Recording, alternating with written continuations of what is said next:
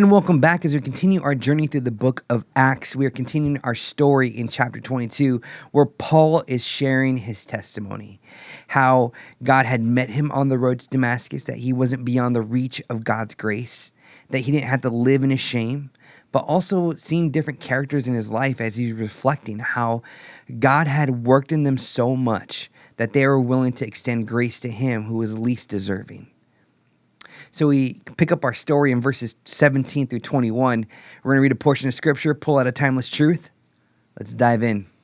When I had returned to Jerusalem and was praying in the temple, I fell into a trance and saw him saying to me, "Make haste and get out of Jerusalem quickly, because they will not accept your testimony about me." And I said, "Lord, they themselves know that in one synagogue after another I imprisoned and beat those who believed in you. And when the blood of Stephen, your witness, was being shed, I myself was standing by and approving and watching over the garments of those who killed him." And he said to me, "Go, for I will send you far away to the Gentiles." Paul was recounting what had happened at Acts chapter 9, verse 26 through 30, giving us a glimpse into the behind-the-scenes conversations he had with Jesus during that time. What stands out is that God, who knows all things, was fully aware that the believers in Jerusalem would struggle to accept Paul's conversion as genuine. Yet he still allowed Paul to make the 135-mile journey to Jerusalem. At first glance, it might seem like it was wasted effort, but it became the moment Paul met Barnabas, the man who would later join him on his first missionary journey that lasted for 2 years. By God's grace, what could have been viewed as a pointless trip was redeemed.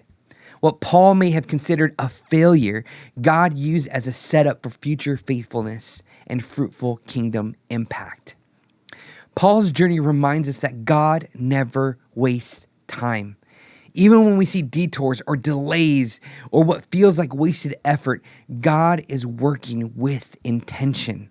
The same grace that redeemed Paul's trip to Jerusalem can shape how we view our own waiting.